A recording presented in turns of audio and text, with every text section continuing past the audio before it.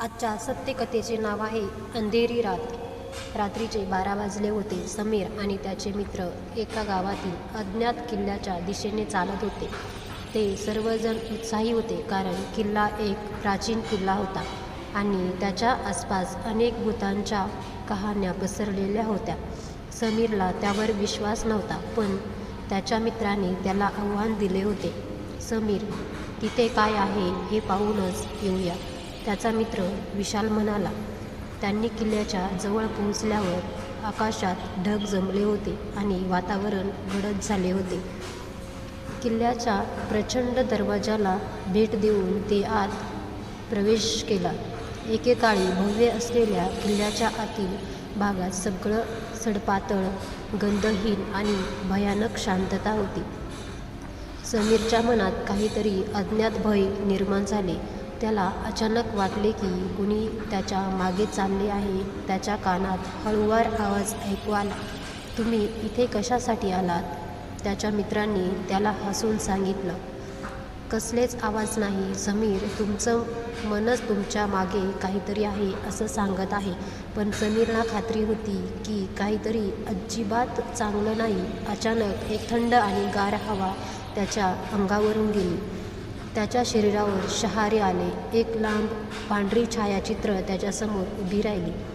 तुम्ही किल्ल्याच्या वासात येत आहेत.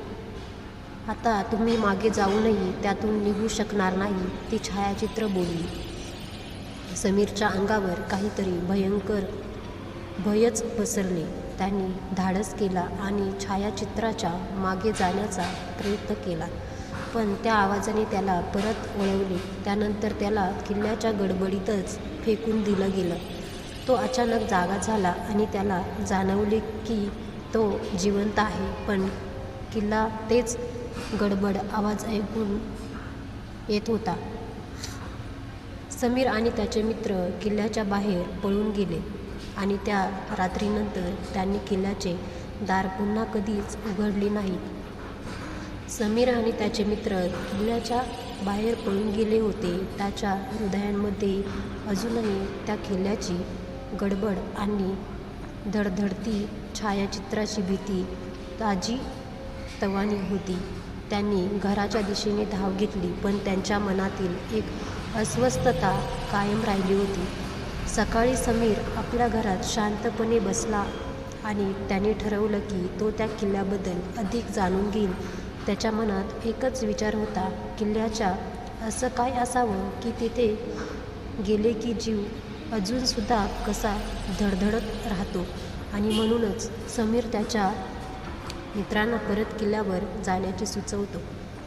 आता फक्त भूताच्या कहाण्या ऐकणं पुरेसं नाही, आम्हाला सत्य कळलं पाहिजे, समीर म्हणाला.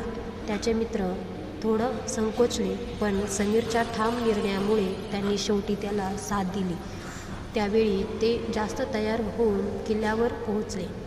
किल्ल्याच्या दरवाजाच्या बाहेर एका पाण्याच्या विहिरीजवळ एक अजब शांती होती. सगळं शांत, पण अशा शांततेत एक भयंकर गडबड लपलेली होती. समीर आणि त्याचे मित्र आत गेले. किल्ल्याच्या भिंतीवर खराखुरा पाणी पसरलेलं होतं. ते फुटफुट आवाज करत होते आणि हळूहळू किल्ल्याच्या आत प्रवेश करत असताना त्यांना जाणवलं की किल्ल्याच्या खालच्या भागात काहीतरी लपलेलं आहे. हे काय आहे? विशाल बोलला. तो काहीतरी विचित्र गोष्ट बघत होता. ते सर्वजण त्या धुंदीत वाहत होते. ते एक गडबड कानात जाऊन एकटक ऐकत होते. एका उंच कॅनव्हासवरील चित्रात अचानक एक आकृती दिसली, जी नेहमीच्या किल्ल्याच्या भूतांच्या कहाण्यांपेक्षा वेगळी होती. ती आकृती जास्त सजीव आणि नक्कीच भयप्रद होती. त्या आकृतीने समीरच्या दिशेने एक किमान कदम चालवला आणि त्या क्षणात समीरला जाणवलं की त्याला मागे पाहणं आवश्यक आहे. तो रिट्रेक करायला लागला आणि त्याच्या सर्व मित्रांना सांगितलं की आम्ही इथे काहीतरी नष्ट करणार आहोत. अचानक एक वाळूची वावटळ उडाली आणि किल्ल्याच्या आतला एक कोपरा जणू गडबड करू लागला. समीर आणि त्याचे मित्र किल्ल्याच्या बाहेर पडले आणि तिथेच जाऊन त्यांना जाणवलं की किल्ल्याच्या खालच्या भागात तो भूत आहे.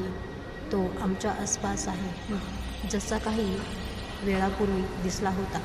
अशा अनुभवांनी त्यांना समजलं की काही गोष्टी आपल्या समजायला नसलेल्या असतात. काही भूतं, काही गडबड आणि काही रहस्यमय गोष्टी आपल्या जीवनाच्या गुप्ततेत बंद पडलेल्या असतात. आणि किल्ल्याचे धक्के, त्या अंधाऱ्या रात्रीतील सत्य हे काही काळ भूतकाळात विसरून गेले. समीर आणि त्याचे मित्र किल्ल्याच्या बाहेर पळून गेले, पण त्यांना अजूनही त्या किल्ल्याच्या भयानक दृश्यांचा विसर पडला नव्हता. त्यांचा अनुभव त्यांना मानसिक आणि शारीरिकदृष्ट्या थकवून गेला होता. तरीही त्याच्या मनात एक विचार होता, त्या किल्ल्याच्या रहस्याचे काय कारण आहे? दुसऱ्या दिवशी समीर आपल्या वडिलांकडे गेला. त्याला वडिलांनाही काही सांगायचं होतं. वडील समीरचे विचार ऐकून थोडे गंभीर झाले आणि त्यांनी समीरला सांगितलं, पुन्हा किल्ल्याच्या जवळ जाऊ नको. त्या किल्ल्याबद्दल खूप जुनी कहाण्या आहेत.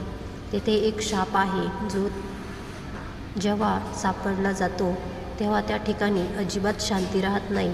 समीर थोडा चकित झाला. शाप? वडील, त्या किल्ल्याला असं काही असू शकतं का? वडील गंभीरपणे म्हणाले, हो समीर, त्या किल्ल्याच्या आधी ज्या कुटुंबाने तिथे राहिलं त्यांना चुकता एक मोठा दोष झाला.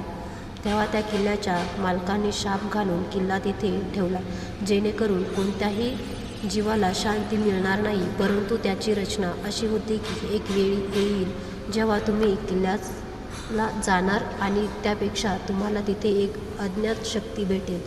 समीर अजूनही गोंधळलेला होता. तर त्या किल्ल्यामध्ये जाणे म्हणजेच आम्ही त्या शापाला सामोरे जाऊ का? वडील हसले आणि समीरच्या डोक्यावर हात ठेवला. सत्य कधीच उघडतं, पण त्याची किंमत खूप मोठी असू शकते.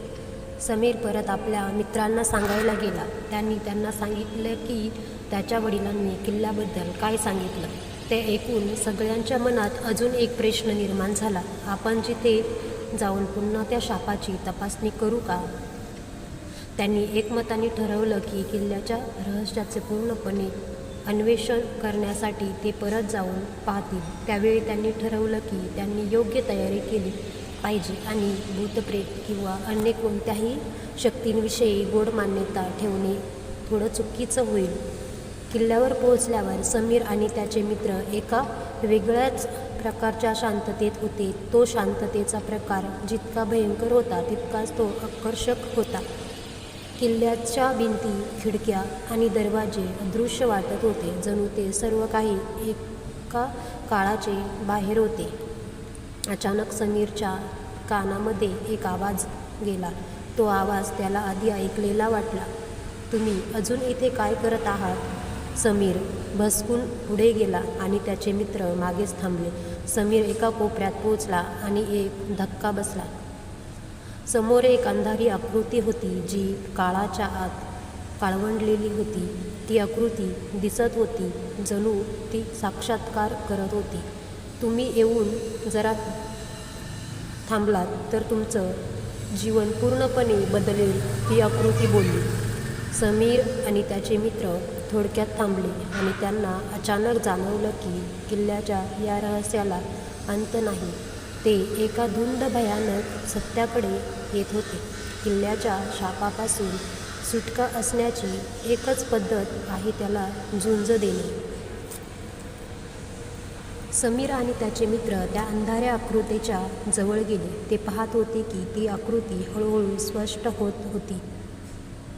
त्याचे चेहरे स्पष्ट दिसत होते, पण त्याच्या शरीराची छायाचित्र अंधारात विसरलेली होती. त्या आकृतीचे डोळे समीरच्या मनात एक दारुण भीती निर्माण करत होते. त्यानंतर आकृती बोलली, तुम्ही येऊन आता या शापाचा सामना करण्यासाठी तयार आहात, पण लक्षात ठेवा, तुम्ही तो संपवू इच्छिता तर तुम्ही एक अटीची पूर्तता केली पाहिजे. समीर आणि त्याचे मित्र गोंधळलेले होते. कसली अट? समीरने प्रश्न केला. आकृतीने उत्तर दिलं, तुम्हाला किल्ल्याच्या आत एक गुप्त दार सापडेल. त्या दारात एक लाल रंगाची दगड असणार आहे.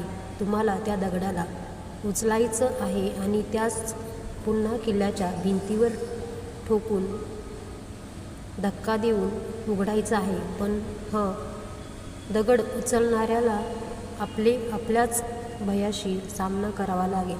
समीर आणि त्याचे मित्र हळूहळू त्या अंधाऱ्या आकृतीशी जरा विश्वास घेऊन चालले.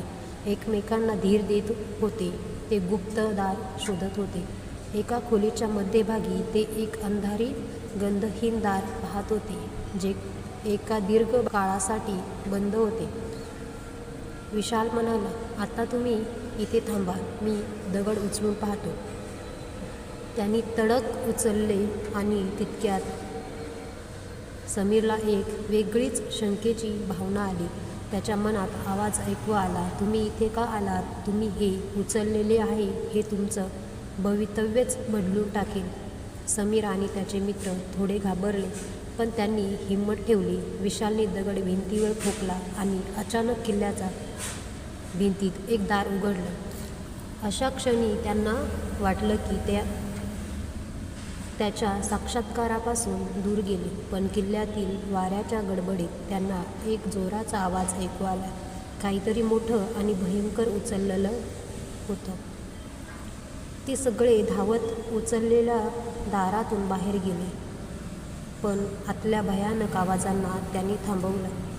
किल्ल्याच्या भिंतीतून बाहेर येताना समीरच्या अंगावर शहारे आले. त्यांनी पाहिलं की किल्ल्याच्या भिंतीवर अंधारी आकृतीने हसताना एक वेगळं रूप घेतलं. त्या आकृतीच्या आवाजात एक वेगळी लाट होती. तुम्ही शाप संपवला आहे, परंतु तुम्हाला आता तुमच्या शापावर घेतलेल्या निर्णयांची किंमत चुकवावी लागेल. त्या आकृतीने पुन्हा बोललं. समीर आणि त्याचे मित्र दरवाजापासून बाहेर पळून गेले. ते जवळच्या जंगलात गेले आणि थांबले. त्यांच्या मनात किल्ल्याचे रहस्य आणि शापाच्या भयानक अनुभवांचे चित्र ताजे होते. समीरला हे लक्षात आलं की किल्ला आणि त्याची शक्ती नक्कीच त्याच्या मागे होती. जणू काही ते सर्व त्याच्या आसपास होतं, त्याच्या विचारांमध्ये आणि हृदयात दडलेलं होतं. माझं जीवन आता कधीच पूर्वीसारखं होणार नाही, समीर म्हणाला. आता आपण ज्या जागी उभे आहोत ती आपल्या भूतकाळाची आणि भविष्याची सीमारेषा आहे. ते किल्ल्याच्या रहस्यावर विजय मिळवून बाहेर पडले होते, पण त्यांना जाणवलं की त्यांचा निर्णय त्या शापाशी शेवटची किंमत घेऊन जाईल. त्यांनी एक महत्त्वपूर्ण शिकवण घेतली होती. भयाचा सामना करणं आणि सत्य शोधणं महत्त्वाचं असलं तरी प्रत्येक सत्याचा एक परिणाम असतो. समीर आणि त्याचे मित्र किल्ल्याच्या बाहेर आल्यावर त्यांना वाटलं की ते आपल्या भयावर मात करून बाहेर पडले आहे, पण त्या रात्रीची गडबड आणि अंधारी आकृती त्यांना सतत पाठलाग करत होती. ते प्रत्येक क्षणी एक नवा भयंकर अनुभव घेत होते, पण किल्ल्याच्या रहस्याची खरी किंमत त्यांना कळली होती. समीर आणि त्याचे मित्र एकमेकांना शपथ घेत होते की ते परत त्या किल्ल्यावर कधीही जाऊन त्यात अधिक खोल जाण्याचा प्रयत्न करणार नाहीत. ते गावात परत गेले, पण ते समजून गेले की किल्ल्याचे शाप त्यांच्या जीवनाशी निगडीत आहेत. दुसऱ्या दिवशी सकाळी समीर आपल्या घरात शांतपणे बसला होता.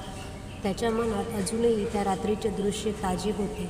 त्याला कळत होतं की त्या अंधाऱ्या आकृतीने त्याला एक गोष्ट सांगितली होती, तुम्ही किल्ल्याच्या शापाचा सामना केला आहे, पण त्याचा परिणाम तुम्ही नेहमीच अनुभवला. समीरला हेच अधिक भयंकर वाटत होतं. त्याला जाणवलं की किल्ल्याच्या भूताला संपवण्यासाठी त्याच्या आयुष्यात कधीच एक असं काळा रंगाची सावली उडाली होती. तो सावली आता त्याच्याजवळ होती, जणू ती त्याच्या प्रत्येक पावलाच्या मागे राहिली होती. किल्ल्याच्या साक्षात्काराने समीरच्या मनात एक शंका उत्पन्न केली होती. कसली सावली होती? किल्ल्याच्या शापाची खरी ओळख काय होती? त्याच्या शापाने त्याच्या जीवनावर किती परिणाम होईल? तो विचार करत असताना त्याच्या समोर अचानक एक आणखी विचित्र घटना घडली. त्याच्या वडिलांच्या खूप जुन्या पुस्तकात त्याला एक पौराणिक हस्ताक्षर सापडली. त्यात लिहिलं होतं, किल्ल्याला शापाच्या माध्यमातून त्रास दिला जातो, परंतु तो शाप तोडण्याचा मार्ग त्या किल्ल्यातच गडबडीत आहे. जिथे तुम्ही जाऊन पाहाल त्याच्या आत दडलेलं खरा सत्य शोधा. त्याच्या आतच तुम्हाला ती शाप तोडण्यासाठी आवश्यक त्या शक्तीचा मार्ग दिसेल. समीरच्या डोळ्यांसमोर एक नवीन रहस्य उलगडलं. त्याला समजलं की किल्ल्याच्या शापाला तोडण्यासाठी आणि त्याच्या मागे असलेल्या रहस्यानुसार मार्गदर्शन करण्यासाठी त्याला आणखी एक उंच शिखरावर पोहोचावं लागलं. सकाळी समीर आणि त्याचे मित्र पुन्हा एकदा त्याच किल्ल्याच्या दिशेने चालू लागले. यावेळी ते अधिक तयार होते. त्यांनी किल्ल्याच्या अंधाऱ्या भागाची पुन्हा शोध घेण्याचा ठरवलं. त्याच्या प्रत्येक पावलाशी समजून आणि सावध राहून. त्यावेळी किल्ल्याच्या एका गडबडीत ते एक अजून विचित्र दार पाहत होते. ते दार त्यांना ओळखलं. समीर आणि त्याचे मित्र आत गेले आणि त्या अंधाऱ्या खंडात त्यांनी एक उजव्या दिशेने असलेला दरवाजा शोधला. त्या दारात एक मोठा दगड ठेवला होता. समीरने त्याला हलवायचं ठरवलं, पण त्याच वेळी त्याच्या कानात एक आवाज आला, जर तुम्ही दगड हलवला तर तुमच्या आयुष्याची लढाई आता सुरू होईल. समीर हताश झाला, पण त्यांनी ठरवलं की त्यांनी हा निर्णय घेणं आवश्यक आहे.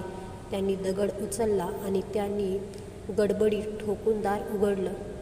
दार उघडताच त्याला एक नवीन भयानक सत्य समजलं. किल्ल्याच्या शापाची खरी शक्ती फक्त तोडण्यात नव्हे, तर त्या शापाच्या आधीच्या कुटुंबाच्या नशिबाचा भाग होती. त्या कुटुंबाचा दोष त्याच जागेवर लादला गेला होता आणि तो शाप किल्ल्याच्या प्रत्येक कोपऱ्यात गुंफला होता. समीरने आणि त्याच्या मित्रांनी ते सत्य स्वीकारलं आणि किल्ल्याच्या आत त्या शापावर विजय मिळवला. किल्ल्याचे रहस्य उलगडलं आणि त्यांनी नंतर त्याच्या रहस्याच्या खूप तपशिलांना समजून शापाचा तडजोड केला. त्यांनी त्याच्या प्रत्येक परीक्षेचा सामना करत किल्ल्याच्या अंधाऱ्या गडबडीतून बाहेर पडले.